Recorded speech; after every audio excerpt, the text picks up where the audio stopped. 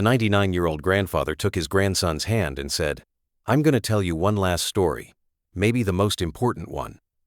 That night, he shared the secret he'd kept for 80 years. He was just 19 years old in that B-17 Flying Fortress tail turret, 0 feet up. Now he was 99, but he remembered that last mission over Berlin like it was yesterday. Because that night, the decision he made to save his buddies' lives changed the rest of his own. Hello, welcome to The Last Stand. Did you ever hear war stories from your grandfather? Do these emotional stories affect you too? Share in the comments below. Walter Henderson, 99 years old, was building his final model airplane in his little house's garage. His hands weren't as steady as they used to be, but every detail still had to be perfect. This was a B-17 Flying Fortress. And it was different from all the others.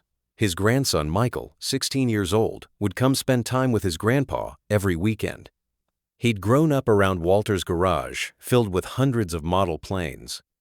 Spitfires, Mustangs, Corsairs, all built with perfect detail. "Grandpa, how many B-17s is this?" Michael had asked that day. Walter's hands had stopped for a moment. "The 27th. Why do you always build B-17s? There are other planes too." The old man had taken off his glasses, cleaned them. He'd been waiting for this question for years. But he still wasn't ready. There wasn't a single thing about the war in Walter Henderson's house. No medals, no photographs, no souvenirs. His neighbors didn't even know he was a veteran. He'd lived that way for 80 years. But the garage was different. There were only model airplanes there, and each one was a memory. Each one was a friend. Each one was a lost soul. Michael would sometimes see his grandfather crying while building models. When he asked, Walter would say, "My eyes are getting old," but Michael knew it was something different. "Grandpa, did you ever fly planes?" "No, son, I was just inside one." That was it. He'd never say anything more. When the doctor gave him the news, Walter wasn't surprised. At 99, his body was tired. "Maybe a few weeks," the doctor had said. That evening he called Michael. "Come this weekend. I want to show you something." When Michael arrived, he found his grandfather in the garage, but this time he wasn't building models. He was just sitting, looking at the B-17s. "Sit next to me, Michael. It's time." "Time for what, Grandpa?" "Time to tell the truth." Walter Henderson was 19 years old and a farmer's boy from Iowa. After the Pearl Harbor attack, he and his buddies had enlisted together. "Do you know how to fly planes?" They'd asked at the recruitment center. "No, but I can learn." "Do you know how to work on planes?" "I can work with any kind of machinery." So he'd joined the Army Air Forces. But he wouldn't be a pilot, he'd be a gunner. Training was tough. Tail gunner was the most dangerous position on the plane. In the tail, all alone, you were the main target for enemy fighters. To stay alive in this job, his instructor had said, you need just two things: think fast and shoot faster. Walter had learned both. In the spring of 1944, Walter met his crew. These men would become his brothers. Pilot Tommy Morrison, 22 years old, from Texas. Cheerful, confident, the heart of the crew. "I'm going to get all you boys home," he'd always say. Co-pilot Frank Williams, from Ohio, 21 years old. Quiet, disciplined, the opposite of Tommy, but perfect teamwork. Navigator Eddie Martinez, 20 years old, from New Mexico. A math genius. "Try to get me lost," he'd say proudly. Bombardier Mike Sullivan, from Boston, 23 years old. Perfect at target acquisition. To make a perfect shot, he'd say, you gotta know the target story. Radio operator Danny Rodriguez, from California, 19 years old. The youngest, most cheerful, always singing on the frequencies. Engineer top turret gunner Jack Peterson, from Minnesota, 24 years old. The oldest, most experienced, like a big brother to all of them. Ball turret gunner Little Sammy Chen, from San Francisco, 18 years old. Smallest body, biggest courage. Waist gunner Charlie Brown, from Georgia, 20 years old. His twin brother was running the farm back home. And Walter, tail gunner, farmer's boy from Iowa, 19 years old. They were the Lucky Lady crew. Their first mission was bombing France. Walter sat in the tail turret with his heart beating real fast. "First mission nerves," Jack had said. "It'll pass," but it didn't pass. Walter felt the same fear on every mission. He just learned how to deal with the fear. On the second mission, he saw his first enemy fighter, Messerschmitt Bf 109. Fast, deadly, dangerous. 6 o'clock, 6 o'clock. Walter had yelled into the intercom. He'd opened fire. He'd never forget the sound of that 50 caliber machine gun. On the third mission, the B-17 next to them got hit and went down. Walter saw the crew's parachutes open. But he knew what would happen if they got caught over Europe. On the fourth mission, luck wasn't with them. Flak, anti-aircraft fire, was real heavy. Lucky Lady took a hit. Engine 3 down. Tommy had yelled, "Can we make it home?" Frank had asked. "We make it or we don't come back at all," Tommy had said. They made it home, but it was rough. On the 8th mission, Walter lost his first buddy. Sammy Chen in the ball turret got hit. The little Chinese kid, 18 years old, too young to die. "Stay with me, Sammy." Walter had yelled over the intercom, but Sammy didn't answer. When they got home, they pulled Sammy out of the ball turret. Walter couldn't sleep that night. A new kid came to replace him. Tony Rossetti from New York, 19 years old. Good kid, but he wasn't Sammy. On the 12th mission, Charlie Brown got hit. The Georgia boy who always talked about his twin brother back home. On the 13th mission, Danny Rodriguez. The radio operator, the singing kid, went silent forever. Each loss pulled Walter deeper down. At night, he'd dream about his buddies. He'd promised them, "I'm going to get all of you home." But he couldn't keep that promise. Walter had to stop while telling Michael. His eyes filled up. "Grandpa, don't. Tell this story another time." "No, son. I've been putting it off for 80 years. I gotta tell it now." He took a breath and continued. "Every time one of my buddies died, I blamed myself. A tail gunner's job is to protect the plane. But I couldn't protect it. I couldn't protect them." "But Grandpa, you were in the same danger." "Yeah, but I lived. They died. Why? Why me?" That question's been in my head for 80 years. Michael had taken his grandfather's hand. Was he ready to hear this story? Mission 25, the last mission.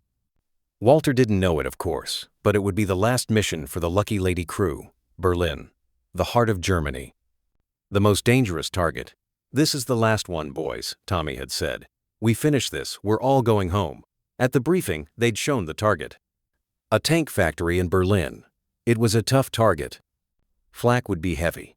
Enemy fighters would be aggressive. "Watch each other's backs," Jack Peterson had said. "We all go home together, or nobody goes home." That night, Walter wrote a letter to his family. For the first time, he mentioned death. "If you get this letter, you should know that I loved you all very much, and I was with real good buddies. Never forget them." March 1945. Germany was on the verge of collapse, but still fighting. Berlin was one of their last strongholds. Lucky Lady took her position in formation. Walter sat in the tail turret, scanning the sky. "Flak starting," Eddie had yelled. The sky filled with black explosions. Flak scattered metal fragments everywhere, trying to tear the B-17s apart. "Fighter, fighter, 4 o'clock high." The Messerschmitts were coming. Fast, aggressive, deadly. Walter opened fire. The 50 caliber machine gun turned the sky into a metal rain. "Got one," he'd yelled. A Messerschmitt was going down, trailing smoke. But the others kept coming. The bombs had been dropped. Target hit. Now it was time to head home. But Lucky Lady was hurt. Engine 2 was out. Engine 4 was smoking. "Can we make it, Tommy?" Frank had asked. "We'll make it. We always do." But this time was different. Walter could see from the tail. 3 Messerschmitts were following them. And they were getting closer. Fighters coming in. 6 o'clock low. Walter opened fire. But ammunition was running low. One of the Messerschmitts got real close. Walter could see him. A young pilot, maybe his own age. He was about to pull the trigger when Lucky Lady took a hit. "We're hit. We're hit." Jack Peterson was down. Their oldest, most experienced buddy was lying on the floor, bleeding. "Jack! Jack!" Walter was yelling. That's when he made the decision. Walter yelled into the intercom, "Tommy, drop altitude, I'm coming in." "What are you doing, Walter?" "I'm saving Jack." He left the tail turret and went inside the plane. But that meant the tail was unprotected. Jack Peterson was covered in blood. Shrapnel had hit his chest. "Walter, don't leave your position," Jack whispered. "Shut up, old man, I'm getting you home." Walter was trying to bandage Jack's wounds. But the sounds from the tail were scaring him. The Messerschmitts kept attacking. And now there was no tail gunner. "Walter, get back to your position." Tommy was yelling, but it was too late. One of the Messerschmitts had hit Lucky Lady's tail. The tail was starting to break apart. "We're going down. Prepare for crash landing." But Jack Peterson wasn't breathing anymore. He died in Walter's arms. "No, no, Jack, stay with me." As Lucky Lady crashed into German territory, Walter held onto his buddy's body. "I'm sorry, Jack. I'm so sorry." A German farm family had found Walter. The old farmer and his wife secretly treated him. He was the only one who survived from Lucky Lady. Tommy Morrison, the pilot, died in the wreckage. Frank Williams, the co-pilot, got a head injury during the crash and died. Eddie Martinez, the navigator, was trapped in the shattered cockpit. Mike Sullivan, the bombardier, couldn't get out of the plane. Tony Rossetti was trapped in the ball turret. The new kid who replaced Charlie Brown, the waist gunners, they all died. Only Walter lived. In May 1945, Germany surrendered, and Walter was turned over to American forces. "Are you from Lucky Lady?" an officer had asked. "Yes, sir. We have a missing report. Entire crew MIA. I'm the only survivor, sir." Paperwork, debriefing, questions, reports. It all passed in a blur for Walter. The only thing he remembered was that officer's last question. "Why did you abandon your position, soldier?" "I was trying to save my buddy, sir." "Result?" "I couldn't do it, sir. Entire crew died." "Yes, sir. Why did you live?" He'd keep asking himself that question for 80 years. When Walter returned to Iowa, he was a different man. He'd left at 19, came back at 21, but he carried 100 years of weight in his soul. His family asked questions. "How was it, son?" "It was tough." "How were your buddies?" "They were good." "Where are they now?" They stayed over there."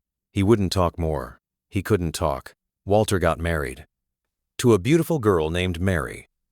They had kids, built a normal life, but he never talked about the war. "Dad, what happened to you in the war?"